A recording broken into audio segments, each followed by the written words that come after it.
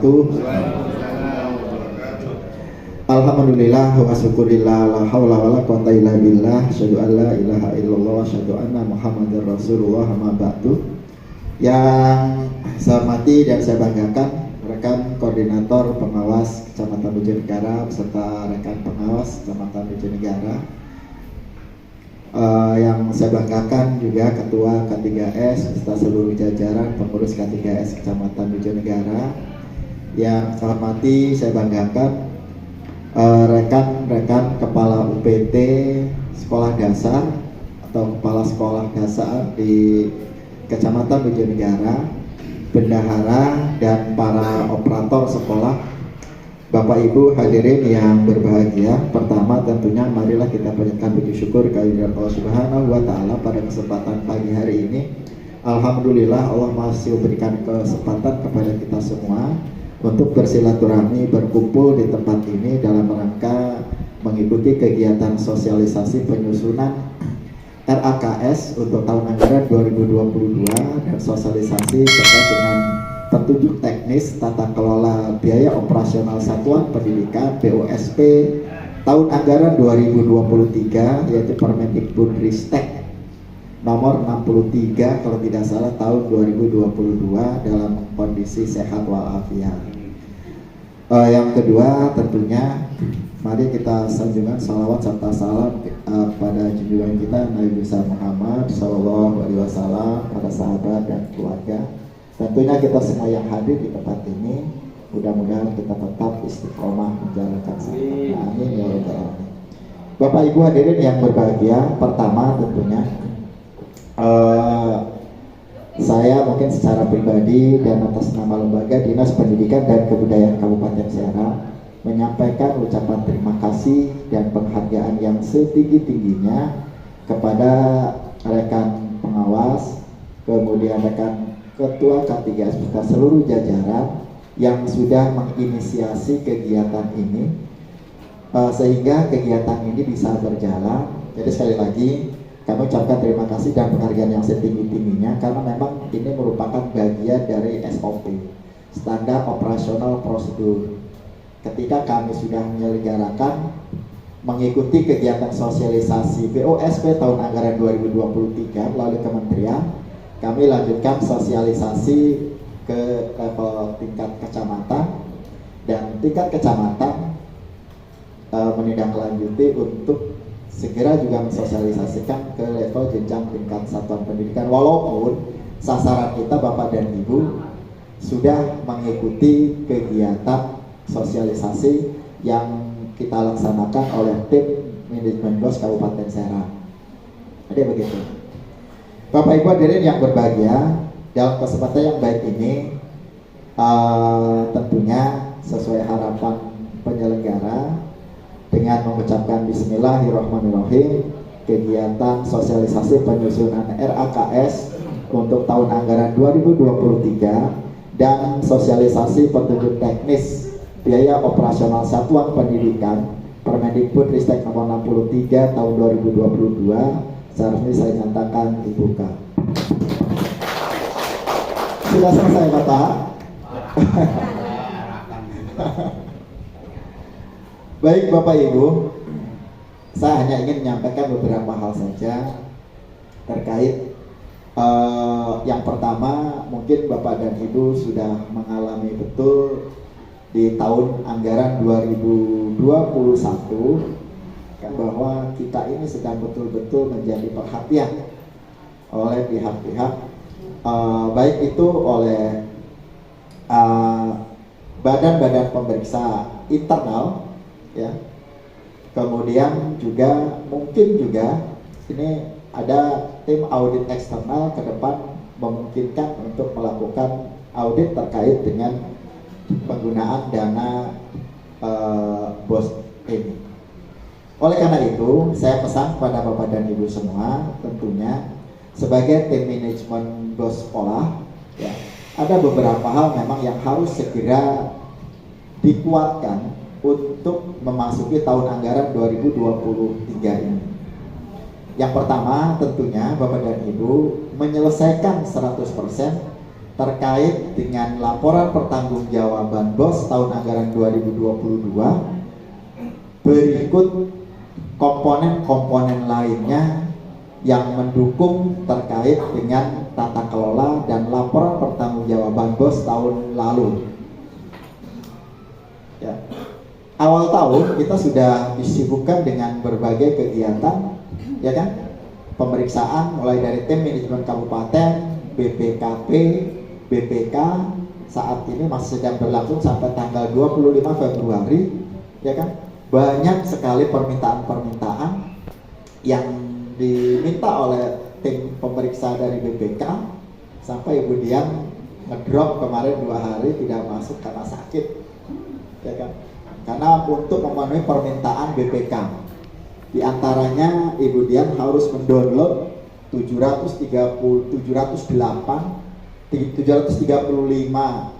BKU, ya kan, yang ada di laporan online untuk memenuhi permintaan BPK. Tetapi ini kami juga agak deg-degan Bapak dan Ibu terkait dengan permintaan BPK terkait dengan BKU yang dari laporan BOS online. Yang kita khawatirkan ini di BKU BOS online itu tidak sesuai, ya, tidak sesuai dengan fisik LPJ Bapak dan Ibu. Ya, walaupun kita sudah kemarin ada rekon, gitu kan, rekon, tetapi per poin per koring anggarannya saya khawatirkan tidak sinkron dengan laporan pertanggungjawaban dalam bentuk fisiknya. Idealnya kemarin ketika BKU itu didownload oleh Ibu Dian 735 itu disampaikan dulu ke sekolah untuk dicek kesesuaiannya baru dikirim ke BPK. Tapi kita tidak cukup waktu. Oleh karena itu berdoa saja mudah-mudahan tidak ada masalah. Termasuk kami juga kemarin kedatangan juga surat dari BPK terkait dengan hasil audit laporan hasil pemeriksaan BOS tahun 2021. Saya teliti betul di sana, di dalamnya alhamdulillah Kabupaten Serang tidak ada. Kemarin terkait dengan stok opnam ini pun Bapak dan Ibu kami juga ada kekhawatiran sedikit gitu tuh. Ya, kenapa? Karena stok opnam ini kan merupakan gambaran Bapak dan Ibu mengeluarkan anggaran dan biaya untuk pembelian barang habis pakai yang dikeluarkan dari dana BOS. Tapi saya sih yakin laporan stok opnam yang dilaporkan oleh Bapak dan Ibu itu betul-betul real, sesuai dengan kondisi real di lapangan, di sekolah Bapak dan Ibu, termasuk juga jumlahnya, nilainya sama dengan nilai yang ada di LPJ BOS selama tahun anggaran 2022 gitu. Oleh karena itu Bapak dan Ibu, saya berharap dokumen-dokumen pendukung lainnya yang merupakan bagian juga dari LPJ BOS ini juga harus dikerjakan secara bersama-sama, ya, secara konsisten, ya. Konsisten itu satu data, ya, dan berkesinambungan. Tidak boleh terjadi inkonsistensi, ya Pak, dalam penyusunan LPJ itu. Jadi runtutan dari A sampai Z itu kalau nilainya sudah 8.000 sampai Z-nya ya 8.000. Gitu. Tidak boleh misalkan stok opnam yang dilaporkan nilai pembelian barang habis pakai pembelian 2022 misalkan ada 25 juta. Ternyata ketika melihat BKU selama tahun 2022 beda. Ini, ya. Jadi ini yang perlu menjadi perhatian. Yang kedua Bapak dan Ibu, ini di awal tahun ini ada hal yang memang segera dibuat. Kami sedang mengajukan bendahara BUSP untuk tahun anggaran 2023 yang itu kan langsung ditandatangani oleh Ibu Bupati. Bendahara BOS itu. Cuman ketika mestinya Kalau ada tanda tangan pejabat daerah, itu ada penghargaannya juga mestinya. Sama dengan pengurus barang, mestinya begitu. Pengurus barang itu kan ada TPP-nya khusus, beda. Makanya ke depan mudah-mudahan bendahara bos juga TPP-nya berbeda. Gitu. Kalau nggak ada yang amin.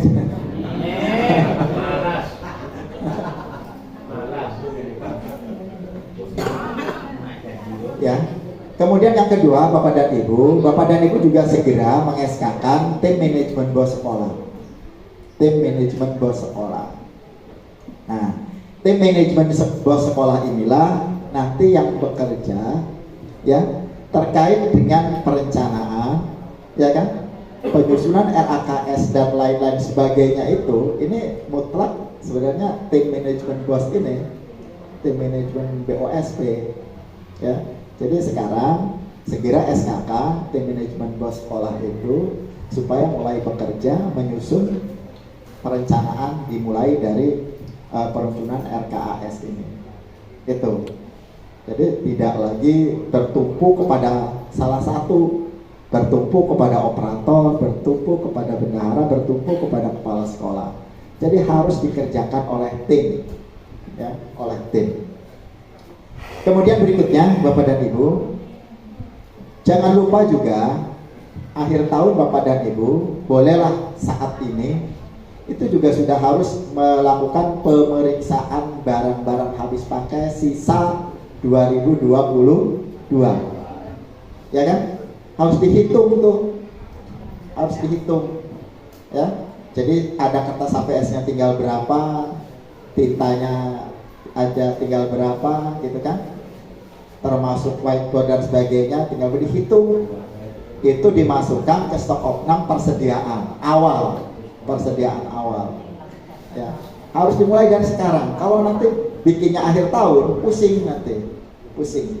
Jadi stok opnam ini memang harus ditugaskan juga oleh Bapak dan Ibu kepala sekolah. Silakan ditunjuk salah seorang guru, ya, untuk mengelola barang di sekolah, ya, baik itu mengelola barang inventaris, ya, aset, maupun termasuk juga barang habis pakai. Mereka lah nanti yang bertanggung jawab bagaimana sekolah ketika akan merencanakan pembelian barang, gitu kan? Ketika barang itu dibeli kan dilakukan oleh pemeriksaan, itulah dia tanggung jawabnya, ya kan? Ketika sekolah melakukan pembelian barang, dicek satu persatu sesuai dengan nota dan kwitansi, baru setelah itu difoto, didokumentkan, difoto itu untuk lampiran LPG. Jangan sampai ada menyertakan dokumen yang tidak realistis. Bahkan ketika Bapak dan Ibu melampirkan dokumen yang tidak logis, itu akan timbul persoalan baru, akan menimbulkan ketidakpercayaan. Berarti ini ada manipulasi di dalam LPG ini, ya. Oleh karena ada, Bu, ketika pembelian ATK itu dokumen yang dilampirkannya itu foto yang masih di etalase tokonya, gitu tuh. Kemudian juga kayaknya tidak realistis, apa ngambil dari internet dan lain-lain, gitu tuh. Ternyata di nota kwitansinya pembeliannya kertas HVS itu ada 3 rem, ternyata di fotonya ada 5. Ini kan tidak realistis. Jadi seperti itu, ya. Jadi intinya Bapak dan Ibu, pengelolaan dana BOS ini dilakukan dengan tingkat kejujuran tinggi pun, pengelolaan dana BOS ini sudah dilakukan secara maksimal, secara benar-benar, secara penuh tanggung jawab pun, ketika dilihat, diperiksa dan diaudit itu sudah pasti akan ada temuan, Ketua. Apalagi gitu, yang tata kelola BOS-nya tidak dilakukan seperti itu. Bapak dan Ibu hadirin yang saya hormati, baru 20 menit Pak Toha. Terkait dengan agenda kegiatan hari ini, penyusunan RAKS, Bapak dan Ibu, Saya hanya ingin mengingatkan kepada Bapak dan Ibu semua, RKAS ini kan ini merupakan turunan dari RKS, ya, dari RKS, rencana kerja sekolah, ya, diturunkan ke RKT, rencana kerja tahunan, baru dari RKT itu diturunkan ke RKAS, rencana anggaran dan kegiatan belanja sekolah lah, KAS. Nah, penyusunan RKAS ini, Bapak dan Ibu, saya ini mengingatkan saja, kami yakin Bapak dan Ibu sudah ngelotok bener lah, sudah ngelotok karena bos ini ada sejak tahun 2005 kalau tidak salah. Iya, 2005. Ini sudah berapa tahun ya? 18 tahun. Tetapi anehnya sudah 8 tahun bos ini bergulir, temuannya masih itu aja, gitu Pak. Temuannya masih itu saja, nggak ada temuan lain, ya. Kisaran bukti pendukung tidak lengkap, bukti pendukung tidak logis, tidak ada kesesuaian RKAS dengan belanja, masih hanya itu aja. Kisarannya itu. Makanya Bapak dan Ibu, ini terutama dalam penyusunan RKAS dibuat oleh sekolah ini kan harus ada prinsip-prinsip yang harus Bapak dan Ibu pahami, ya. Nah, prinsip pertama ini RKAS itu harus dibuat, dirancang, direncanakan berdasarkan kebutuhan, bukan berdasarkan keinginan, ya. Bukan disusun berdasarkan hanya untuk bagaimana sekolah ini melakukan percepatan. Kalau percepatan proses pembelajaran sih bagus, ya, memang itu harapannya. Tetapi ketika manakala memprioritaskan hal-hal yang memang tidak mengarah kepada standar pelayanan minimal, ini juga salah. Jadi itu prinsip yang pertama, ya. Perencanaan kegiatan dan pengalokasian anggaran itu harus berdasarkan kebutuhan. Kebutuhan ini muncul dari sebuah analisis persoalan, ya, dari analisis persoalan, dari analisis masalah, ya, yang terjadi di sekolah Bapak dan Ibu. Oleh karena itu, kebutuhan Bapak dan Ibu untuk menjadi skala prioritas, Bapak dan Ibu bisa lihat di rapot pendidikan hasil AN 2021. Yang merah-merah itu kewajiban Bapak dan Ibu untuk memperbaiki, untuk segera bisa ke depan, bisa hijau itu, terkait dengan kompetensi numerasi, literasi, ya, survei lingkungan belajar, karakter peserta didik, dan lain-lain. Masih harus banyak intervensi yang harus dilakukan oleh sekolah, ya, intervensi yang harus kerja keras luar biasa untuk bagaimana rapat pendidikan ini ke depan bisa mendapatkan hasil yang maksimal. Itu Bapak dan Ibu. Oleh karena itu, prinsip yang pertama ini Bapak dan Ibu harus pegang teguh, ya. Sekolah tahun ini harus membuat skala prioritas. Jangan semua digarap, gitu kan? Kan di rencana kerja sekolah itu per 5 tahun itu sudah dirancang oleh Bapak dan Ibu, ya, dirancang. Tahun ini akan mengerjakan ini, tahun besok akan mengerjakan. Itu yang harus terarah lah. Pengembangan sekolah itu harus betul-betul terarah. Kemudian yang kedua, RKAS itu harus disusun secara realistis, ya, ya, logis. Jangan belanja buku pakai lebih dari 50% misalkan, ya. Bapak dan Ibu, saya minggu-minggu ini sedang diskusi panjang dengan ini masalah buku nih, ya, dengan inspektorat terkait dengan pemenuhan SPM, standar pelayanan minimal, berdasarkan Permendikbud, ya, terkait dengan standar pelayanan minimal untuk sekolah dasar. Di PAUD itu standar pelayanan minimal yang wajib dipenuhi oleh pemerintah itu setiap semester itu 1 pak krayon dan 6 buku gambar ukuran A4 itu wajib dipenuhi oleh pemerintah. Itu setiap 6 bulan itu. Untuk sekolah dasar bunyinya di SPM itu pemerintah wajib memenuhi peralatan, 1 set peralatan sekolah, ya kan, dan buku paket untuk 1 siswa 1 buku. Itu SPM yang berbicara. SPM. Yang menjadi diskusi kami dengan inspektorat menyarankan Pak Kabid, logikanya ketika pemenuhan SPM ini wajib dilakukan, itu buku paket itu harus diserahkan kepada anak, harus diberikan bahasanya kepada siswa, bukan dipinjamkan. Ini bahasa inspektorat. Nanti baru ketika mereka sudah naik kelas, anak boleh menghibahkan kembali ke sekolah. Bayangkan, kita bayangkan kata secara realistis. Dipinjamkan saja dengan sanksi ketat, misalkan ini kan rusak. Nah, bayangkan kalau setiap tahun sekolah harus membeli buku paket 1 siswa 1 buku. Dana BOS itu tidak akan mencukupi.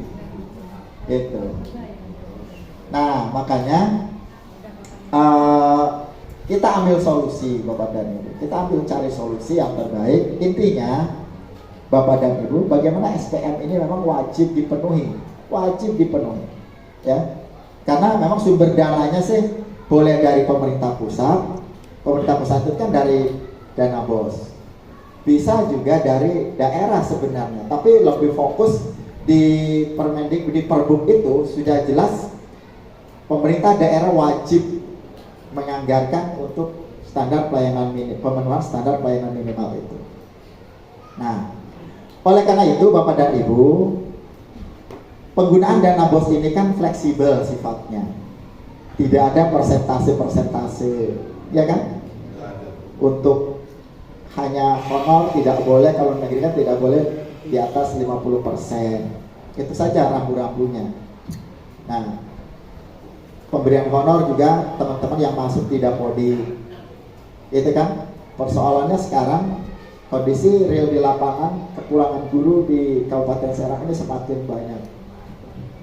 Sekolah banyak sekarang yang mengajukan guru-guru baru yang diangkat 2022 ini untuk dimasukkan ke Dapodi. Untuk sementara waktu, mohon maaf kami belum bisa merekomendasi. Banyak sudah di meja itu yang minta rekomendasi sekolah guru baru masuk Dapodi. Saya sih menyadari betul ketika guru ini tidak masuk ke Dapodi, ini menjadi persoalan baru bagi sekolah. Mau dari mana mereka membayarnya? Akhirnya mencari solusi yang salah juga. Menaikkan guru yang ada yang sudah masuk Dapodi, itu kan? Kemudian dibagi 2. Solusi di lapangan. Bukan solusi, itu malah membuat persoalan baru. Ya. Jadi intinya itu Bapak dan Ibu, ya, yang perlu kami ingatkan sekali lagi bahwa penyusunan RAKS ini harus betul-betul logis dan realistis. Tidak boleh ada mata anggaran yang memicu kecurigaan. Itu kan? Saya pernah baca di salah satu sekolah, setiap bulan itu di BKU-nya membeli tinta Epson 1 set full, ya kan? Tiap bulan itu, jadi kan lumayan di harga sekitar 500-an lah, Epson yang dari mulai hitam gitu kan? Iya. Itu. Kemudian setiap bulan beli kertas rata-rata 10.000. Itu kan logis tidak? Itu kan tidak logis. Makanya tolong teman-teman merencanakan anggaran ini harus realistis, logis, ya, berdasarkan kebutuhan. Ya. Oleh karena itu di kesempatan ini saya ingin sampaikan Bapak dan Ibu, tolong kami juga sudah sampaikan ke K3S. Ini ada satu kegiatan sebenarnya relevan juga dengan peningkatan rapot pendidikan di peningkatan kompetensi numerasi. Itu ada BIMTEK yang akan dilaksanakan sekitar awal Maret. Ya, awal Maret. Biayanya itu untuk biaya akomodasinya itu sekitar 700.000. Silakan nanti dirancang di RKS, dimasukkan. Boleh BIMTEK matematika dasar atau BIMTEK peningkatan kompetensi numerasi bagi guru. Nanti kita coba buka juga di arkasnya dan nilainya. Dan jangan lupa juga anggarkan untuk transportasinya bagi guru, nanti akan ditugaskan. 2 hari itu sesuai SAB, kalau dari Bojonegara ke Serang itu berapa? Ya kan? Apakah 50.000, apakah 100.000? Kalau uang harian itu kalau 8 jam itu bisa di 100.000. Kalau bentuknya di harian. Kalau di transport ini lebih bagaimana kondisi belanja real, nota bensin sebenarnya, nota bensin dari POM, ya. Jadi tolong nanti itu dimasukkan. Kita juga akan coba buka di arkasnya, karena itu tidak dibiayai, itu dilaksanakan oleh yayasan, ya. Mohon itu direncanakan Bapak dan Ibu. Kemudian yang ketiga, dana BOS ini coba kita evaluasi ke belakang.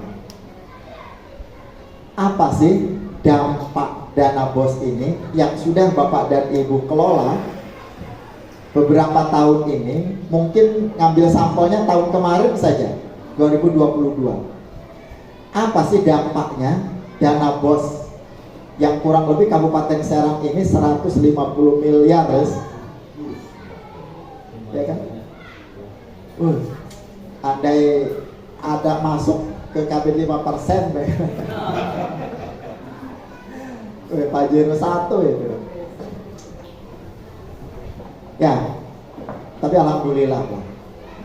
Intinya 150 miliar ini cukup luar biasa, fantastis anggaran.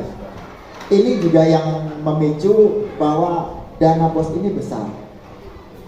Orang menganggap ketika ada temuan di salah satu sekolah dalam satu kegiatan itu kecil, misalkan satu sekolah ada temuan 100.000, bayangkan kalikan 735, ya kan?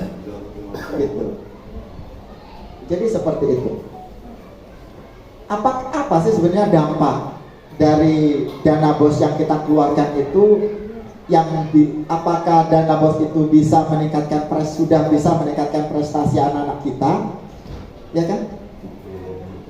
Karena ya kita sih tadi itulah, mau tutup mata tutup telinga atau dan lain-lain lah. Coba Bapak dan Ibu periksa RKS-nya Bapak dan Ibu tahun lalu, berapa persen uang BOS tahun lalu itu yang digunakan untuk peningkatan kompetensi dan kapasitas peserta pendidik, guru dan tenaga kependidikan, dan berapa persen dana BOS yang digunakan untuk peningkatan prestasi siswa. Coba hitung, kalkulasi, ya kan? Itu masih sangat kecil, itu, ya. Jadi intinya itu Bapak dan Ibu. Sasarannya dana BOS ini sebisa mungkin untuk bisa lebih meningkatkan prestasi. Saya sampaikan kemarin kami sosialisasi dengan Badan Karakter Nasional terkait untuk lomba ajang kompetensi FLS, O2N, OSN dan KOSN untuk tahun anggaran 2023. Ya, alhamdulillah tahun ini kami ada anggaran di Kabupaten Serang. Ya, dari APBD ada itu anggarannya. Mudah-mudahan cukup. Kalaupun nanti tidak cukup juga pasti akan merepotkan teman-teman K3S juga. Ya, tidak besar anggarannya, Ya mudah-mudahan sih cukup lah untuk menggelar event MLSO 2M, kemudian OSN dan KOSN tingkat Kabupaten Serang. Kami rencanakan itu paling nanti setelah Lebaran. Setelah Lebaran. Di level kecamatan, sampai saat ini baru ada 2 kecamatan yang menyelenggarakan MLS O2N, OSN dan KOSN, yaitu Kecamatan Jawilan dan terakhir kemarin Anyar. Silakan nanti Bojonegara merencanakan kalau sebisa mungkin sih jauh-jauh hari supaya nanti untuk pembekalan pengkaderan kontingen Bojonegara ini bisa lebih maksimal gitu, karena nanti di habis lebaran lah,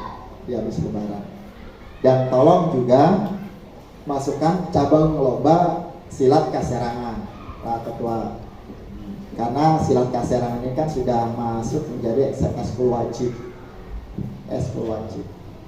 Silakan direncanakan untuk kegiatan tersebut. Kemudian yang berikutnya,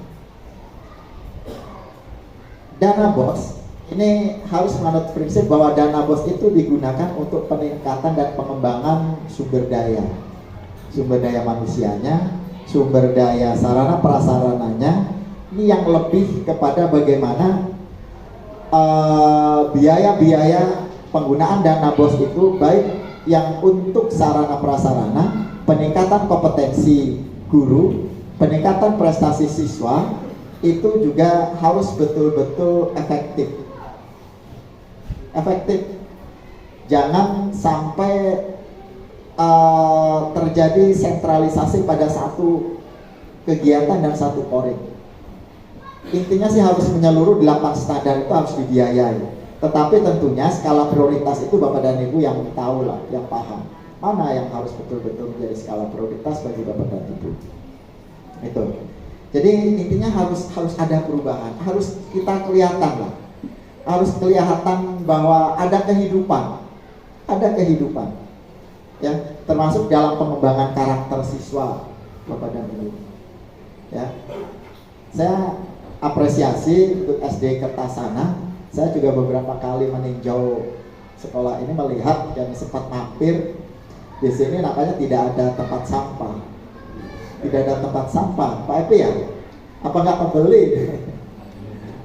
Nah, ini kan teman-teman ketika akan membangun sebuah karakter, ya kan, membangun kebiasaan. Ini teman-teman di sekolah itu banyak yang berpikir ke biaya, ya kan? Membudayakan karakter itu, teman-teman fokus kepada dari mana sumber biayanya, harus bertolaknya dari sana, kata. Jadi sulit untuk memulai sebuah kegiatan. Padahal banyak sekali alternatif lain yang bisa muncul, ya, ide-ide cemerlang Bapak dan Ibu. Bagaimana tanpa anggaran, ya, bagaimana tanpa membeli bank sampah, bagaimana sekolah tidak melakukan pembiasaan untuk bagaimana memilah sampah organik, anorganik dan lain-lain sebagainya, ya. Tetapi tertanam sudah pada diri siswa untuk punya tanggung jawab, ya, bagaimana karakter untuk hidup sehat ini bisa dimulai, gitu kan? Banyak cara. Jadi terhenti ketika Bapak dan Ibu berpikir mengalokasikan anggaran untuk bak sampah, ketika beberapa bulan sudah pakai tendangan anak dan lain sebagainya sudah rusak, tidak dipakai, ya.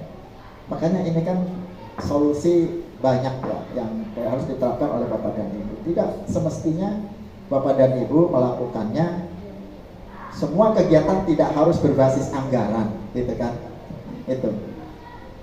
Kemudian berikutnya, prinsipnya sistematis, gitu kan, terarah, ya kan, supaya RKS ini betul-betul, karena RKS ini kan payung hukum bagi Bapak dan Ibu.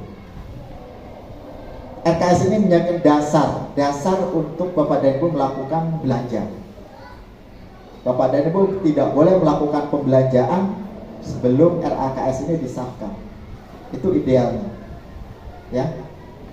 Penyusunan RKS Bapak dan Ibu ini juga harus diawali dengan kegiatan-kegiatan Di antaranya Bapak dan Ibu juga harus pegang dokumen SSH dan SHB Kabupaten Serang. Berapa harga kertas saat ini? Kemudian Bapak dan Ibu yang realistis itu tinggal survei lapangan, survei ke toko, ya, untuk mengetahui harga realistis hari ini, harga real saat ini. Ditambahi inflasi, ditambahi juga. Kalau misalkan Bapak dan Ibu datang ke toko Mulia, nanya harga kertas saat ini, misalkan sudah di angka 48.000, ya kan? Dianggarkan menjadi 50.000. Yang 2.000 itu untuk inflasi persiapan 2-3 bulan atau 1 tahun ini ada perubahan kenaikan. Bagaimana nanti kalau misalkan uang pembelian ATK itu tidak habis, ya tinggal digeser. Ya. Jadi itu Bapak dan Ibu, lakukan survei, kemudian tambahkan harga inflasi dari sebuah harga produk Bapak dan Ibu. Kemudian yang berikutnya,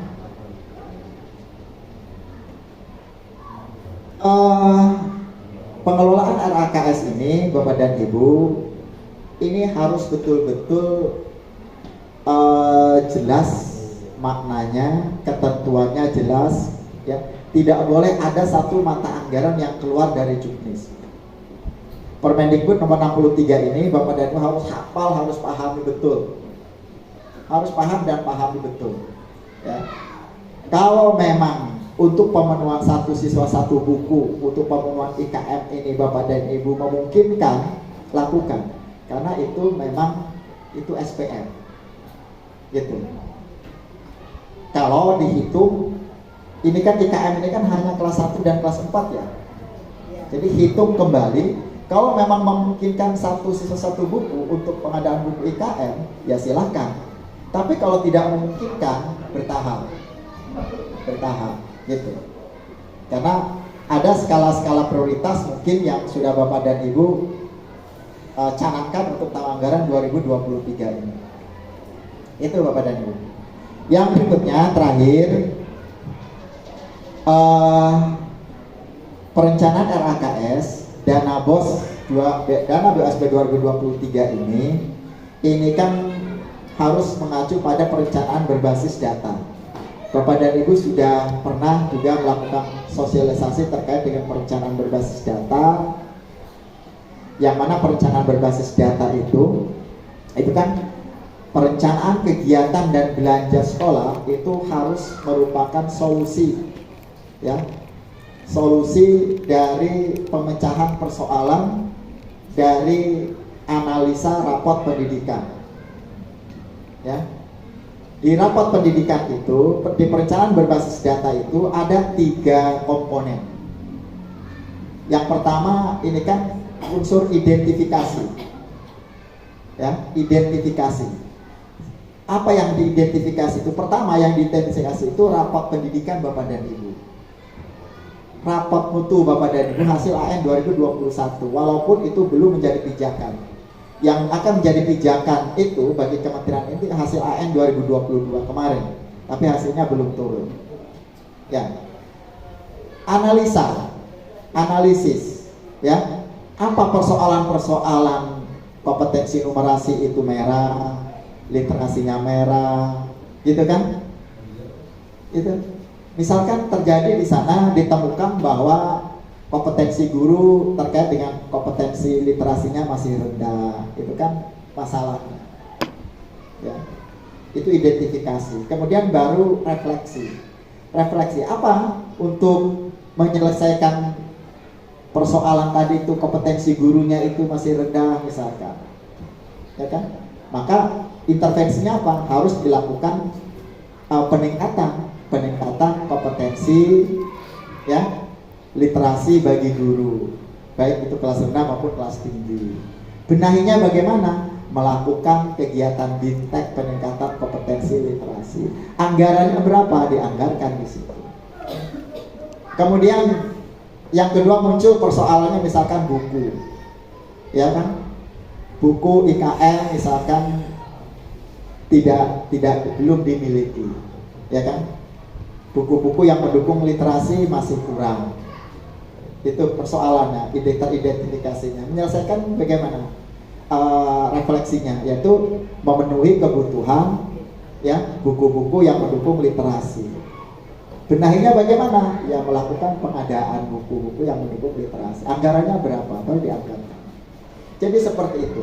Dari rapat pendidikan dulu dianalisa, diidentifikasi persoalannya, baru bisa kalau masih tersedia anggaran, bisa baru ke survei lingkungan sekolah. Apa sih sekolah ini yang sekiranya bisa mendukung peningkatan kompetensi siswa, ya, prestasi siswa, apa yang perlu diangkat, apa yang perlu ada kegiatan, persoalannya apa yang muncul, gitu kan? Gitu. Misalkan kesadaran disiplin siswa dan guru masih lemah, gitu kan? Kemudian refleksinya bagaimana?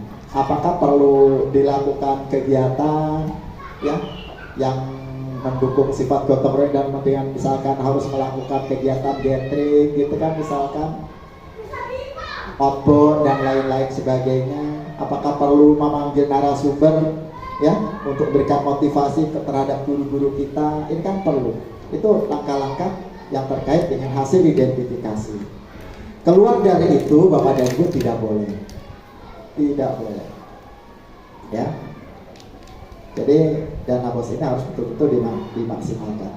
Kalau memang Bapak dan Ibu belum paham, coba download Permendikbud nomor 2 tahun 2008 tentang buku. Di situ ada sanksi di pasal 11.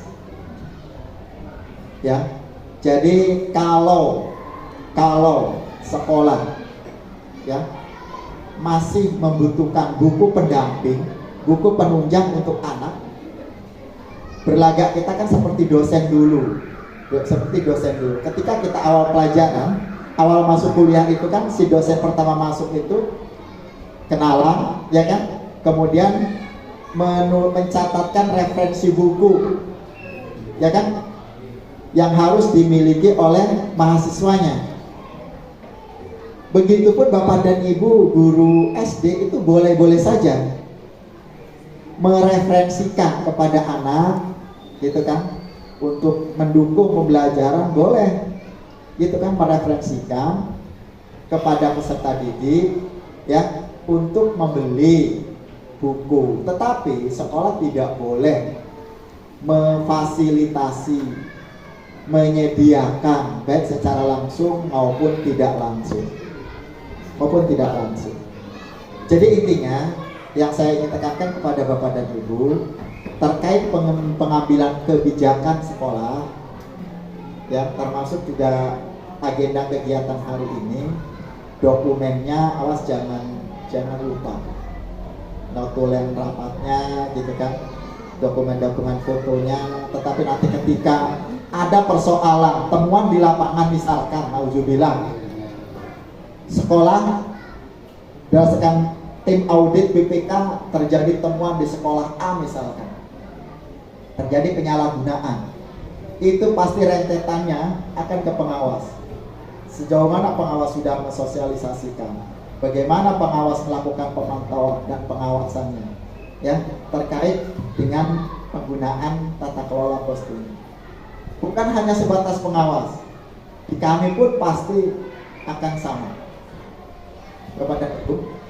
Sedangkan sanksi hukum yang terkait dengan pelanggaran disiplin, awas hati-hati Bapak dan Ibu. Termasuk juga Bapak dan Ibu kepala sekolah, kalau ada gurunya misalkan yang melakukan indisipliner tanpa ada upaya-upaya dari Bapak dan Ibu, ya, itu sanksinya akan berlaku 3 tingkat pejabat sampai 3 tingkat di atasnya pejabat. Kalau guru yang terkena peraturan disipliner, kalau kepala sekolah tidak pernah melakukan upaya-upaya yang terstruktur, ya, misalkan ada tanda buktinya, kalau disampaikan di rapat sekolah, notulen rapat daftar hadir, makanya coba biasakan itu. Ya, biasakan itu. Itu kepala sekolah, 3 tingkat itu berarti kepala sekolah, pengawas, ya kabit. Kabin gitu. Kalau kepala sekolah yang kena, itu berarti kepala sekolah, pengawas, kabin kadis, 3 tingkatan itu. Seperti itu. Ya. Kalau pengawas yang kena,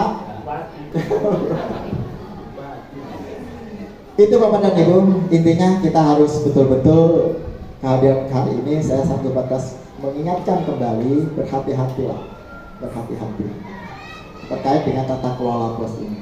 Jangan coba mencari keuntungan sedikit, tapi ujung-ujungnya bikin repot kepada kita, bikin stres kepada kita, ya kan? Bikin stres, bikin ya ujung-ujungnya kena stroke dan lain-lain sebagainya. Ya. Makanya saya pesan mudah-mudahan dana BOS ini bisa terkelola secara baik, ya, direncanakan secara baik, terinventarisir secara baik, terutama belanja-belanja aset, ya, belanja aset. Mekanismenya harus ditempuh Bapak dan Ibu. Mekanismenya harus ditempuh. Kalau belanja modal itu minimal kan penawaran itu harus ada dari 2 penyedia minimal. Kemudian penetapannya harus melalui rapat sekolah, penetapan penyedianya mana. Termasuk nanti pembelian buku Bapak dan Ibu. Ya. Itu harus ditempuh. Harus minimal ada 2 pengusaha sebagai bentuk penawarannya. Baru nanti dirapatkan sekolah, ditetapkan oleh pemimpin sekolah, perangkat sekolah, mau pengusaha mana yang Bapak dan Ibu tetapkan ambil. Ya. Dasar pertimbangannya apa? Ya, dasar pertimbangannya apa? Apakah harga lebih murah? Apakah kualitas barangnya lebih bagus? Itu harus tertuang di berita acara penetapan penyedia itu. Tidak boleh macam-macam lah. Kemudian baru nanti ketika melakukan pembelian Bapak dan Ibu harus konsisten. Kalau sekarang ini kan belanja aman itu melalui Sipla. Belanja aset, ya, pembelanjaan itu harus melalui Sipla. Jangan ada istilah Sipla gantung yang ujung-ujungnya juga repot ke kita Bapak dan Ibu. Kemarin muncul teguran dari kementerian terkait sekolah-sekolah yang memiliki akses Sipla gantung itu.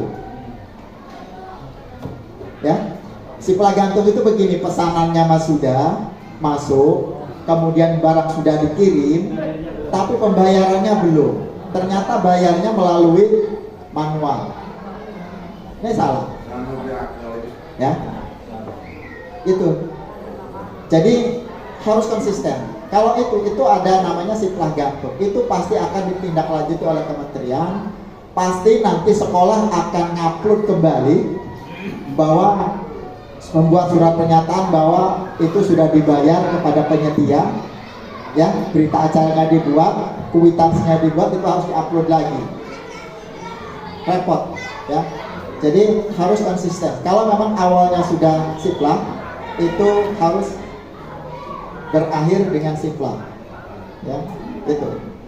Itu Bapak dan Ibu sekalian yang ingin kami sampaikan. Saya ingin panjang waktu. Nanti kalau ada hal lain boleh ditanyakan sebelum saya kembali ke kantor untuk apabila ada hal-hal yang memang belum ada kepastian dari Bapak dan Ibu terkait dengan tata kelola BOS BOSP untuk tahun anggaran 2023 ini. Demikian saya Heri, wassalamualaikum warahmatullahi wabarakatuh.